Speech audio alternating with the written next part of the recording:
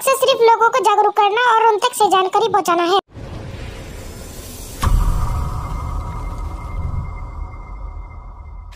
चालक एकता बल cab news देखिए।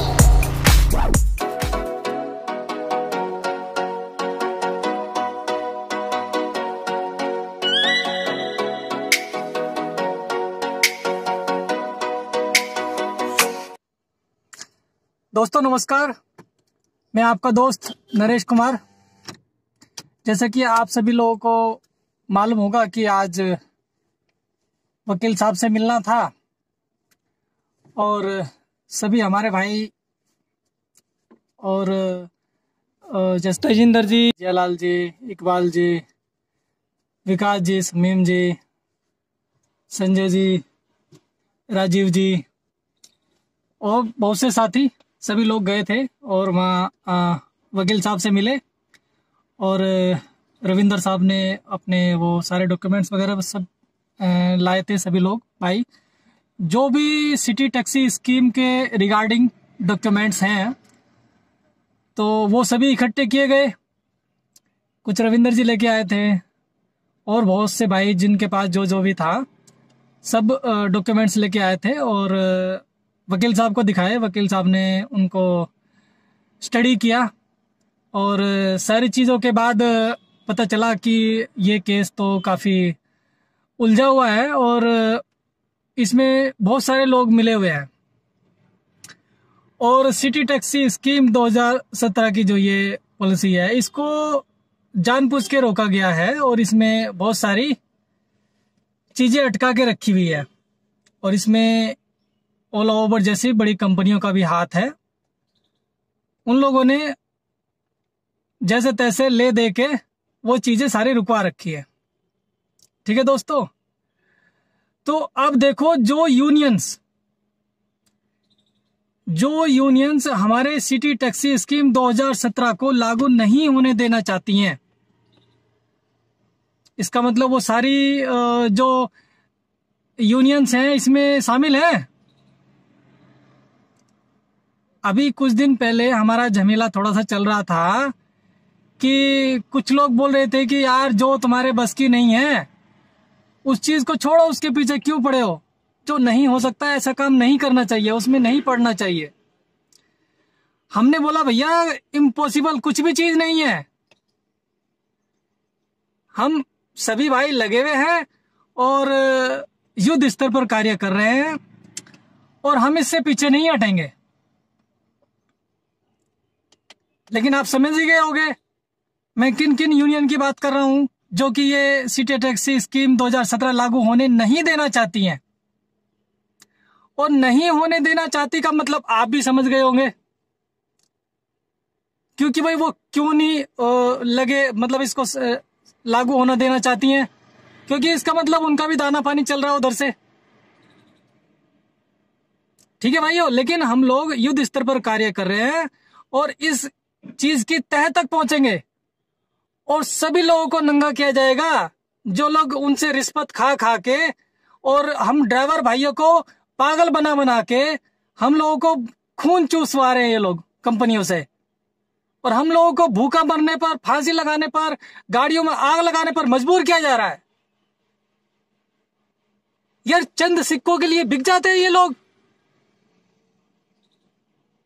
क्या इनका जमीर बिल्कुल मर चुका है? क्या इनके अंदर कोई भी इंसानियत नहीं है? वैसे ये लोग कहते हैं कि हम ड्राइवर भाइयों के मसीहा हैं। अभी हमें पता चल रहा है कि ये लोग सिटी टैक्सी स्कीम लागू क्यों नहीं कराना चाहते हैं। इसलिए नहीं कराना चाहते कि इनका दाना पानी चल रहा है उधर से। कोई बात नहीं, अभी हम नाम नहीं ले रहे, लेकिन अभी देखो जैसे ही हमारा ये केस खुलता जाएगा सब तस्वीरें क्लियर होती चली जाएंगी और तब एक एक आदमी को नंगा किया जाएगा। यहां पर कौन कौन रिश्वत खा रहे हैं और ड्राइवर भाइयों को मरने पर मजबूर कर रहे हैं। क्या ड्राइवर भाई इंसान नहीं है? मैं पूछना चाहता हूं अपनी सरकार से, क्या हम लोग आपको वोट नहीं देते हैं? ये चंद लोग पैसे के पुजारी जो कंपनियों से रिश्वत खा के बैठे हैं और गारंटी लेते हैं कि इन ड्राइवर भाइयों को हम संभाल लेंगे, और ड्राइवर भाई बेचारा भोला भाला है, उसको ये बहका देते हैं कि हम तुम्हारा ये कर देंगे, हम तुम्हारा वो कर देंगे, लेकिन आज तक कुछ नहीं किया। बस भैला फुसला के इनकी स्कीमें रोक के रखी। और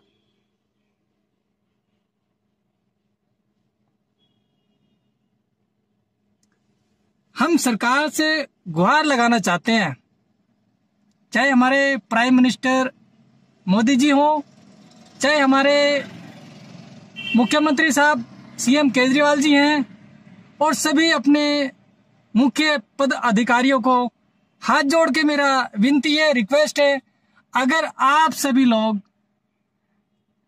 अगले आने वाले इलेक्शन में सभी ड्राइवर भाइयों की जो 5-6 लाख ड्राइवर्स हैं और उनका परिवार आप गिन लो, एक ड्राइवर के पीछे कम से कम 10 आदमी है मिनिमम, 5 लाख इंटू 10, आप अच्छे से कैलकुलेट करना जानते हैं मेरे से बेटर। आगे का आप खुद समझ लिए सर कि आने वाले समय में फिर क्या होने वाला है। और अपने सभी ड्राइवर भाइयों को मैं कह देना चाहता हूं कि इन यूनियन के चक्कर में बिल्कुल नहीं आना। इन यूनियंस की वजह से ही आज तक हमारा सिटी टैक्सी स्कीम लागू नहीं हुई है,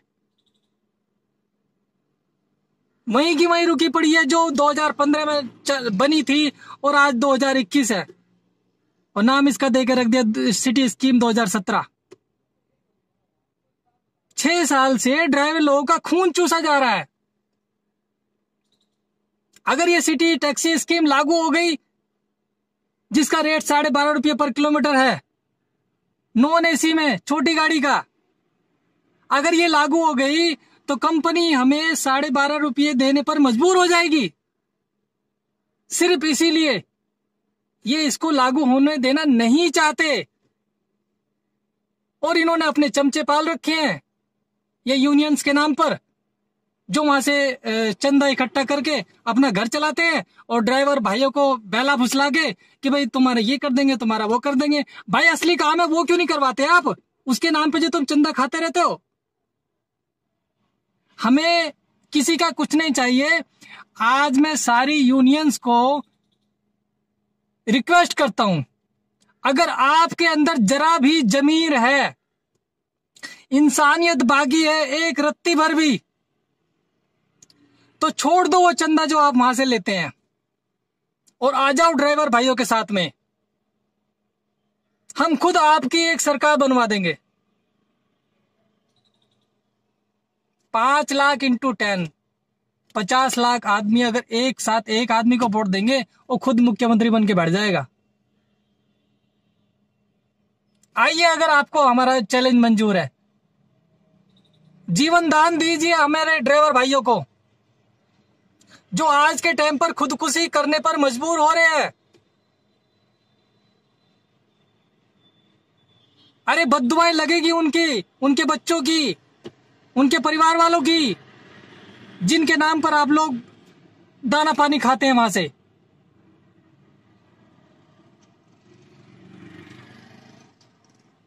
सभी सरकारों से हाथ जोड़ के विनती है कि हमारा कुछ कीजिए।